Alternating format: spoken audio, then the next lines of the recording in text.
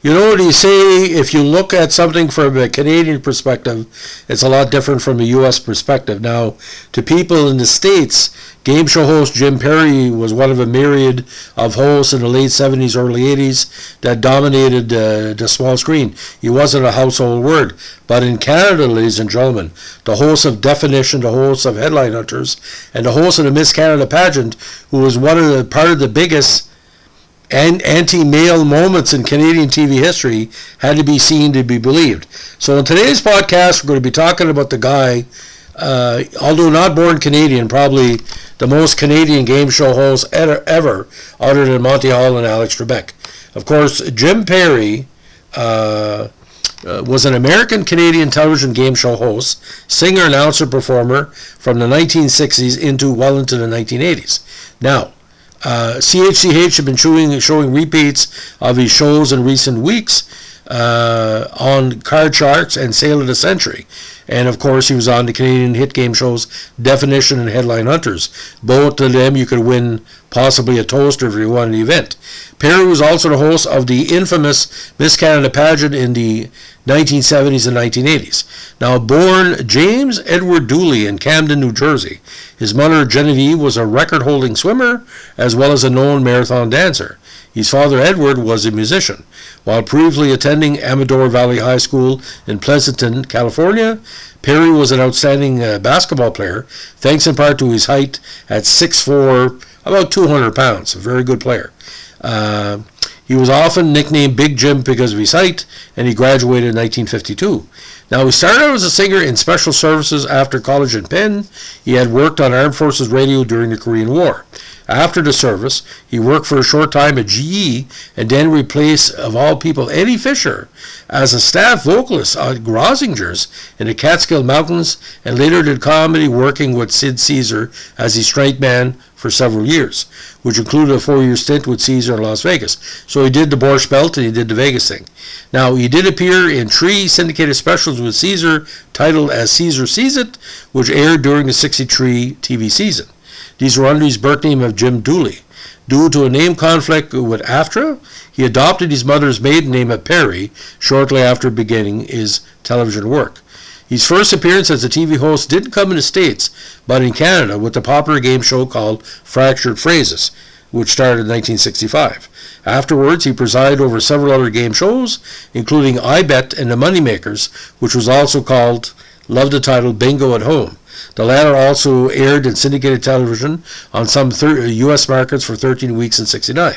Although Perry was American by birth, he and his family emigrated to Canada in the early 70s, and he then moved back to the U.S. in the late 70s when he was hired to host Card Sharks.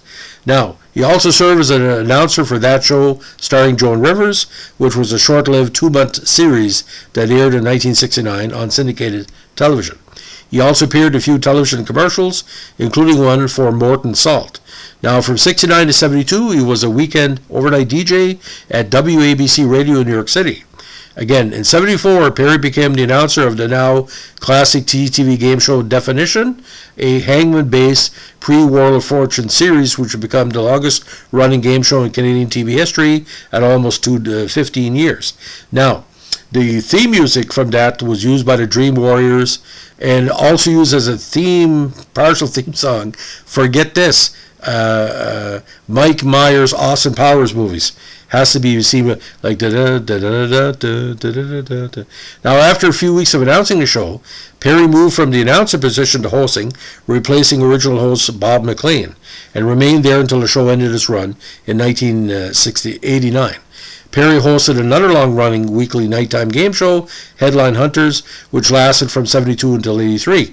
Therefore, he was doing the Bob Barker double for CTV like Bob Barker was doing for CBS, with Truth or Consequences and The Price is Right. Now, this is where he got a little bit of controversy. He presided as an MC of the annual Miss Canada pageant, a job he held from 67 until 1990. About the same length of time, his U.S. counterpart Bob Barker presided over the Miss USA pageant on CBS. Now, like Burt Parks in the States, Perry, who was a talented singer, would enunciate the pageant's closing song, The Fairest Girl in Canada, soon after the new Miss Canada was crowned. This practice, however, ended in the 1980s. Again, Dave Duvall worked alongside Perry as the pageant's off-screen announcer. While hosting the 1975 Miss Canada pageant, during a commercial break, a female protester hit Perry with a packet of flour while on camera, claiming that the pageant was sexist. Perry, though shaken from the incident, regained his composure and continued on with the broadcast. Now, eventually, Miss Canada was removed. There was some write-ups in Maclean magazine and Weekend magazine in the mid-1970s saying that Perry was part of the misogynist culture. If anything, was just a host. I don't think Perry, male or female, was anything but a game show host and was as professional as possible. Now, his first major American network hosting tenure came in 1967 with a short-lived charades-type game called It's Your Move. The series was produced in Canada for syndication in the States. Another game show also produced in Canada for U.S. syndication was The Moneymakers, again a game based on bingo, aired in 1969, again originally titled Bingo at Home, in which contestants and home viewers had a chance to win money, albeit less than 100 at a time. And some years his co-host was the beautiful Dominique Dufour, Miss Canada, 1981.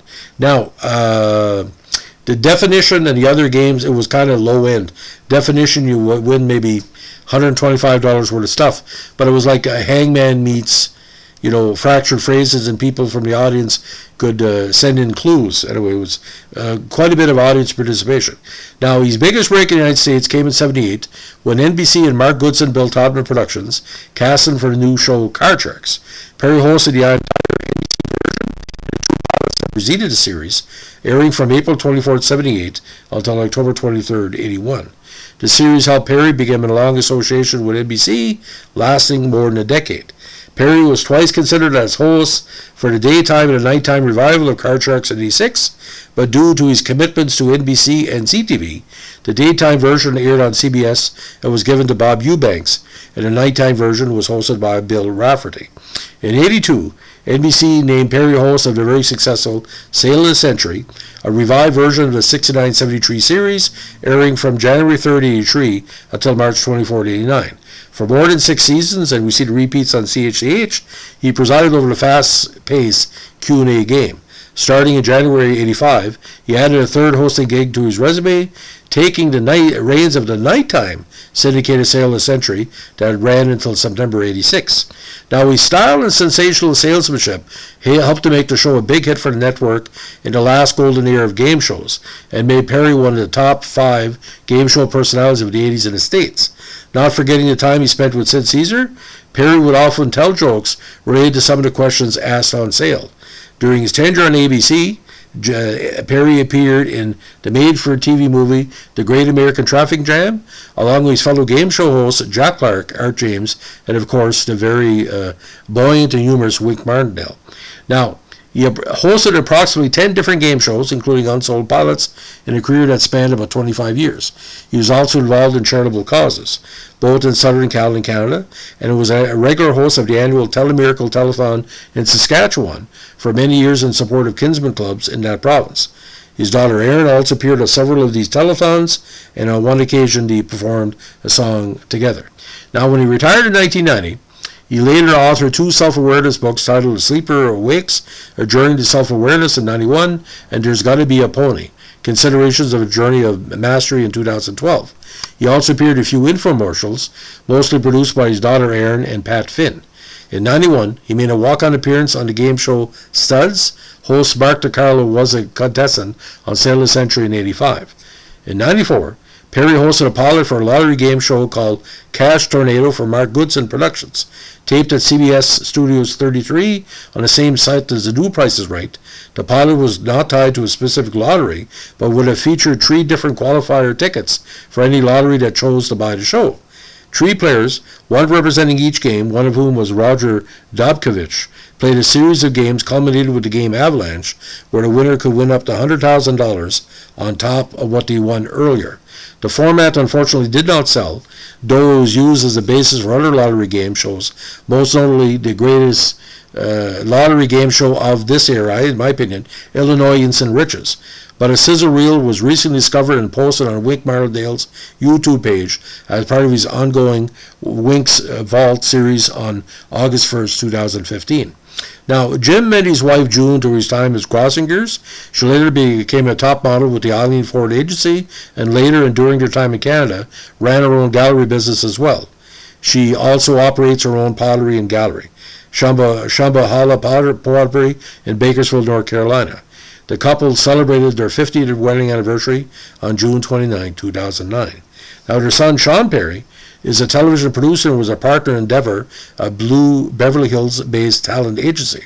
Their daughter, Erin, of course, worked with Bob Stewart Productions as associate producer to the $25,000 Pyramid, and also served with Pat Finn's production company, Infinity Productions, as VP. Now, following retirement, Jim and June made Oregon and North Carolina their homes, with Ashland, Oregon being their final residence. Unfortunately, in 2010, Perry was diagnosed with cancer and died from disease on November 20th, 2015, less than 2 weeks after his 82nd birthday. Now, get this, ladies and gentlemen. He hosted Miss Canada 67 to 91. Peter Jennings was the original host before that. Now, of course, with Card Sharks, well-known, 79 to 81, with Eubanks and Bill Rafferty taking over. Now, I watched Card Sharks, the non-Bob Eubanks version. I like Jim Perry's Card Sharks the best because he seemed to be extremely appreciative of the humor and the charisma of the contestants. Now, with Definition, like literally if you were in Toronto, you could watch Jim Perry on Card Sharks, Headline Hunters, Definition, and later on, like in repeats or, first run, then Sail of the Century. So 2 hours of the day, you saw Jim Perry on television in one shape or another, with repeats or whatever. So again, Definition, Card Sharks, Headline Hunters, and Sail of the Century. And like the late 70s, early 80s was his decade. And a lot of people who watched CTV didn't have U.S. cable, had no idea that Jim Perry was also doing game shows in the States. Now, like I said before, Alex Trebek, Monty Hall, and Jim Perry, although Jim Perry was not a born Canadian. Canadians have a way with game shows.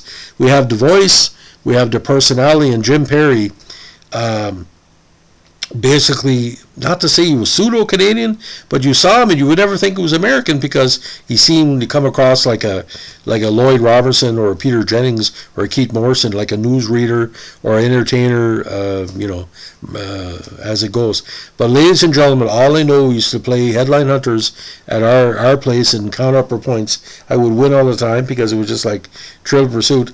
But Definition, Wheel of Fortune, had more money, but Definition was way tougher because you had to think it out, and it was two partners playing, usually a celebrity or a Canadian celebrity that nobody had heard of besides, a meat and potato circuit in Grand Prairie. But anyway, Jim Perry missed quite a bit, but there's video out there of the flower incident. That's what we call it. And all I can say, ladies and gentlemen, it wasn't Jim Perry's fault. You were just getting paid, as we say. So, ladies and gentlemen, if you liked the podcast we did on Brett Summers and now Jim Perry, let us know if you'd like to see more on game show history.